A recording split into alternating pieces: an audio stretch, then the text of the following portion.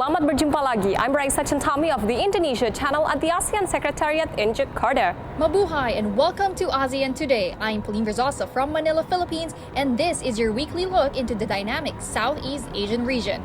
We begin in the Philippines, where a long-standing international defense treaty is off. President Rodrigo Duterte formally ended a 2-decade-old military deal with the United States on February 11, saying it was used by the U.S. for secret activities such as spying and nuclear weapon stockpiling. The ending of the Visiting Forces Agreement will also limit the Philippines' access to U.S. expertise. The termination will take effect after 180 days unless both sides reconsider. Duterte's displeasure began after a Filipino senator had his U.S. visa canceled. A deadly shootout in Thailand left 29 people dead and dozens more hurt. The 18-hour standoff came in a popular shopping center in Nakhon Ratchasima, northeast of Bangkok on February 8th. Authorities say soldier Jakar Pantama had an argument, then shot and killed his commanding officer and the officer's mother-in-law before heading to the mall.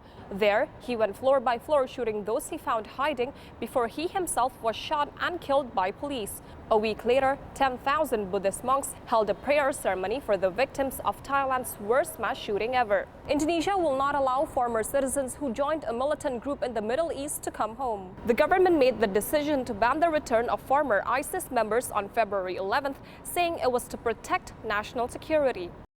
Pemerintah dan negara harus memberi rasa aman dari ancaman teroris dan virus-virus baru teroris terhadap 267 juta rakyat Indonesia.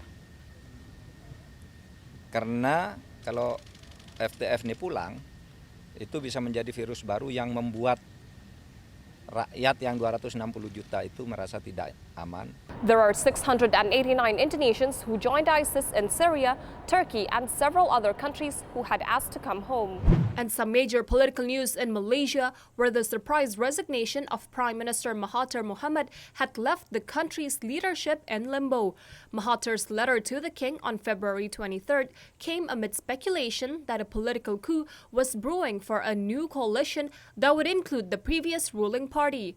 Sources say Mahathir would have none of it and simply step down. The former PM has been asked to stay on as an interim leader while candidates gather support for the job.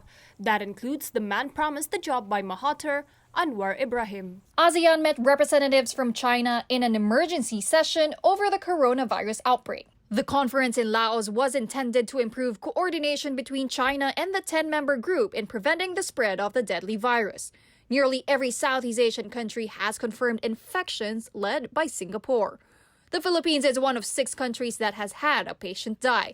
As of late February, more than 2,000 people have died of COVID-19, with more than 75,000 infections. Prior to the global outbreak of coronavirus, China's president made a 2-day state visit to Myanmar. Both countries agreed to open a new era of bilateral ties.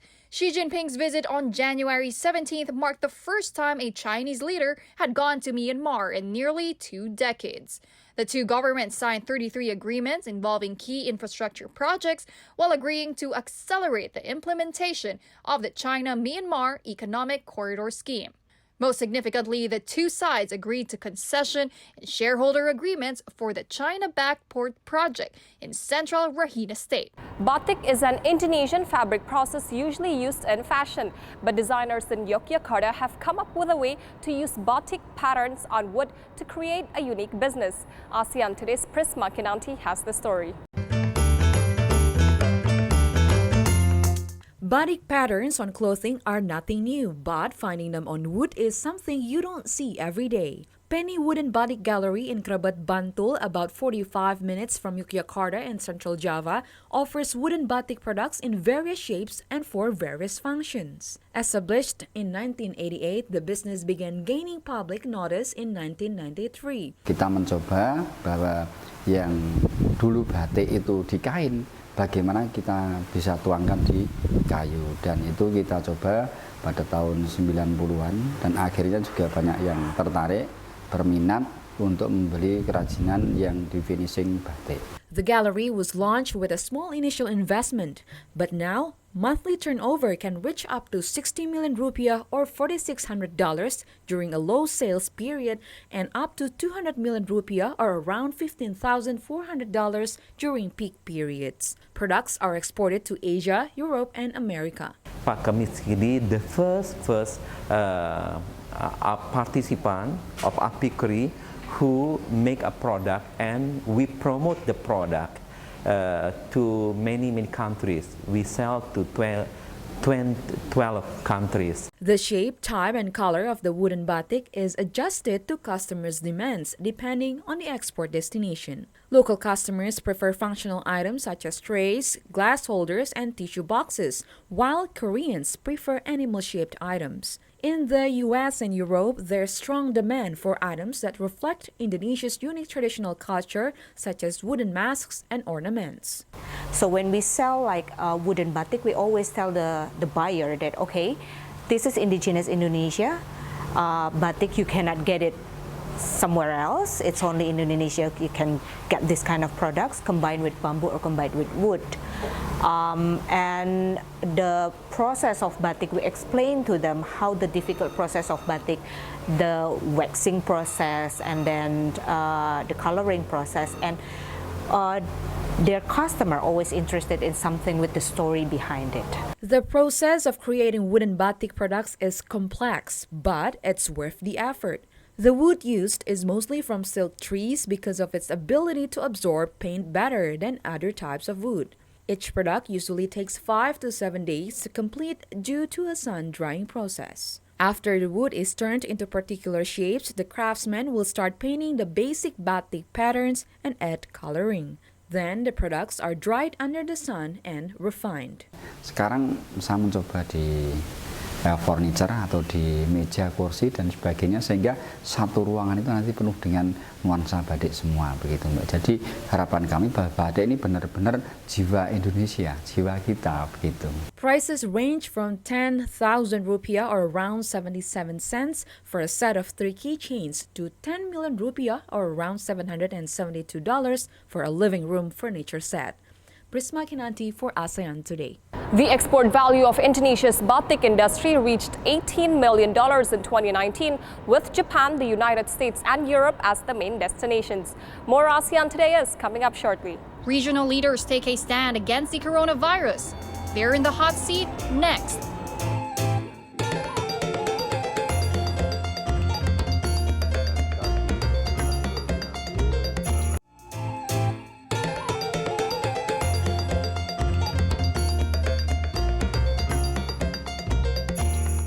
You're watching ASEAN Today. I am Pauline Verzosa in Manila. And I'm Raissa Chentami in Jakarta. The coronavirus has been a global concern since its outbreak in China. ASEAN leaders share their insight on how to fight the corona reality in our Hot Seat segment. But the real test is to our social cohesion and psychological resilience. Fear and anxiety are natural human reactions. We all want to protect ourselves and our families from what is still a new and unknown disease. But fear can do more harm than the virus itself. It can make us panic or do things which make matters worse, like circulating rumors online, hoarding face masks or food, or blaming particular groups for the outbreak. Instead, we should take courage and see through this stressful time together. To my fellow Filipinos, I understand that many of you are worried about the world health and the well-being of our loved ones. It is normal to feel anxious, concerned, and even afraid. I call on our people to remain calm, vigilant, responsible, and I also ask your trust and cooperation. Support as we face the challenge. Tayo ay magkaisa, together as one nation. This challenge can be overcome. Tidak perlu panik karena kita telah mengambil langkah-langkah yang sudah mulai dari pemberlakuan protokol kesehatan, kemudian tidak mengizinkan semua pendatang yang tiba dari mainland China atau sudah berada di sana selama 14 hari untuk masuk dan transit ke Indonesia. Kemudian juga kita telah menghentikan sementara fasilitas bebas visa dan visa on arrival bagi warga negara Tiongkok. Dan sekali lagi keputusan itu harus diambil dalam rangka untuk melindungi seluruh rakyat Indonesia di tanah air dari penyebaran virus corona. Well, you can send them back to China, but in the process of sending them back, they will come into contact with other people. It is better to quarantine them first until they show no signs, then we can send them back. The rate of infections outside China has been slowing, giving experts hope that emergency measures are working. More ASEAN Today is coming up shortly. We will head to Thailand. That's where this taxi driver is spreading a message of hope for virus patients.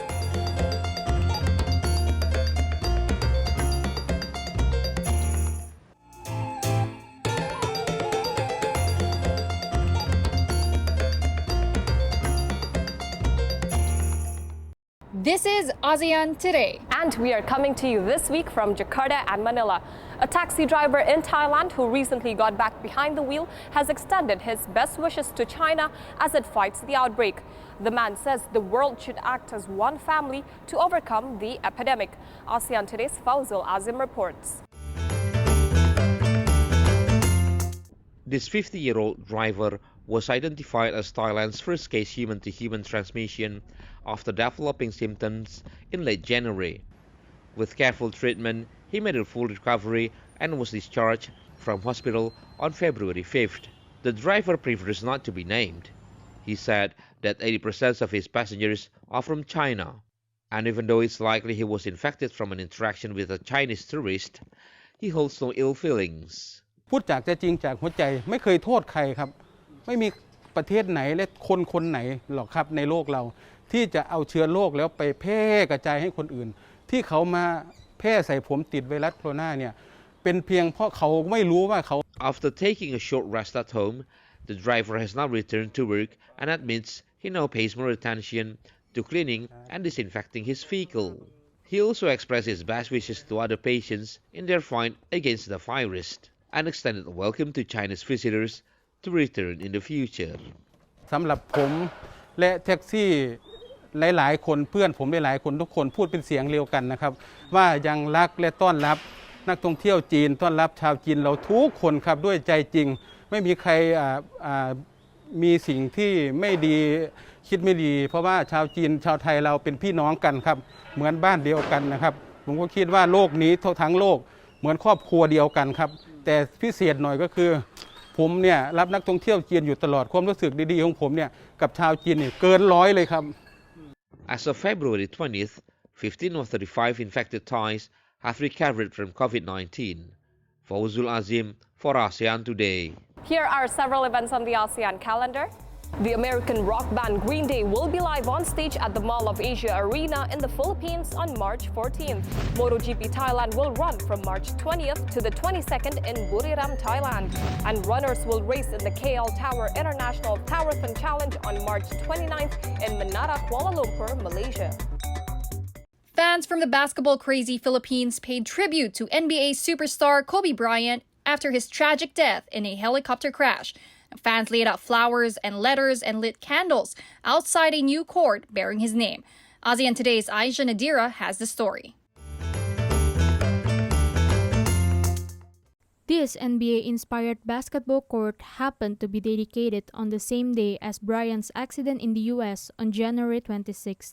A local politician had even posted an online invitation to the former Los Angeles Laker, urging him to come to Manila to see the new court named in his honor. The 41-year-old retired player was idolized by many Filipino fans as one of the greatest to have ever played the game.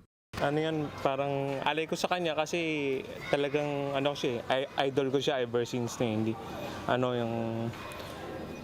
Mula nung naging inspiration ko siya, yung character niya, isa siya sa mga nung character ko, nag-build ng character ko sa hindi lang sa basketball pati sa buhay ko. Naging inspiration ko siya. Basketball fans here also created a massive mural to honor Bryant and his 13-year-old daughter Gianna, who also died in the crash along with 7 others. The mural shows father hugging his daughter.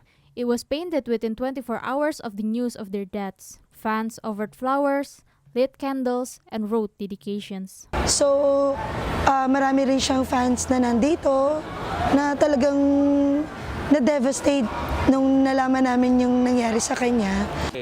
Ever since 17 years old si Kobe, inaano ko na siya, pinapalo ko na siya, kaya hanggang ngayon hindi ko pa rin matanggap na kaya ako naka-shades namamagana yung mata ko. To Filipino fans, Bryant will live on in these tributes and in their hearts. Aisha Nadira for ASEAN Today. We like hearing from you throughout the ASEAN region and the world. All of our episodes are posted on YouTube, so check us out there if you can't find us on your local TV channel.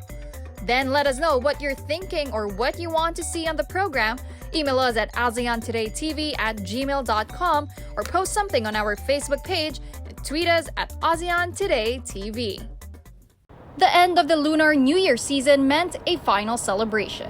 That's right, Pauline, and it also showcased the diversity of culture and religion here in Indonesia.